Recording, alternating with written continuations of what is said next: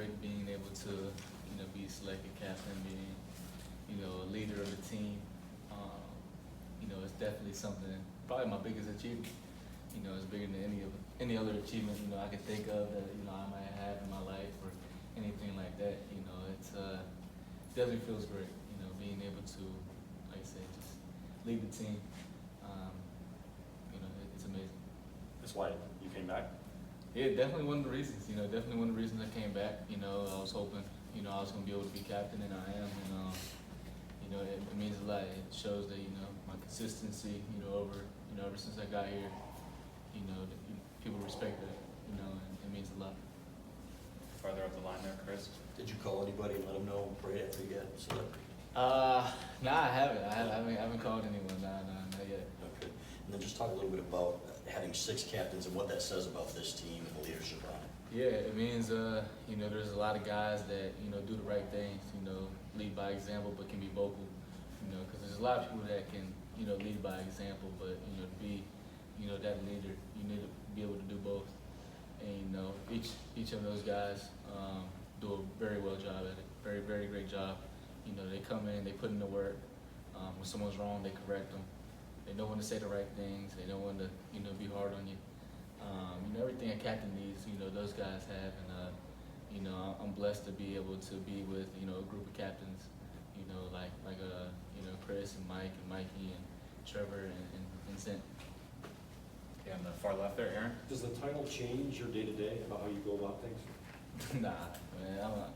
One thing about me, I'm me, at all times, and that's never going to change.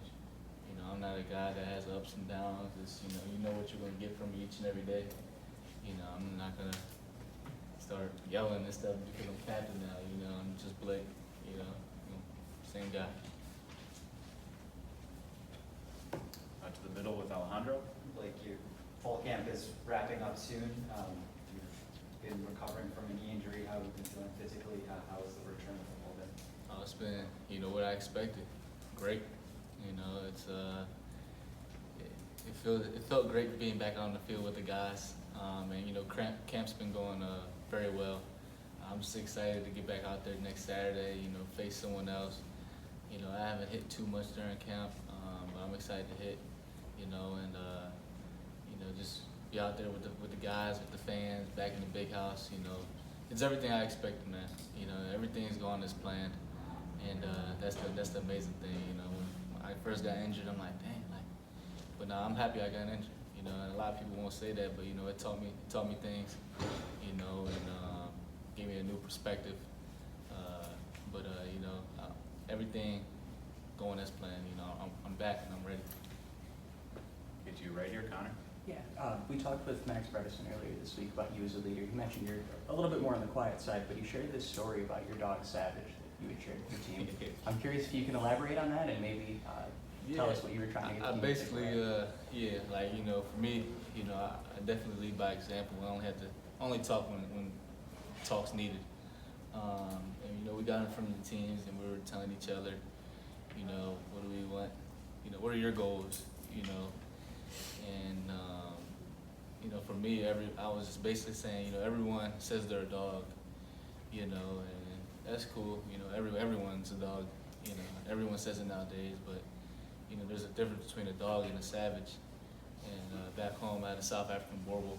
His name was Savage, and I live on a couple acres. And every time we let him out, he sniffed the whole property, the perimeter, make sure nothing was there. And that's what being a savage is. It didn't matter if it was a black bear. I've seen him chase deer, raccoon. I've seen it all. So, he wasn't a dog. He was a savage. And I was basically saying, when we go into the big house, we need to be savages. We don't need to be dogs. When we go in there, we circle the perimeter of our stadium. Whatever's not supposed to be there, gets handled.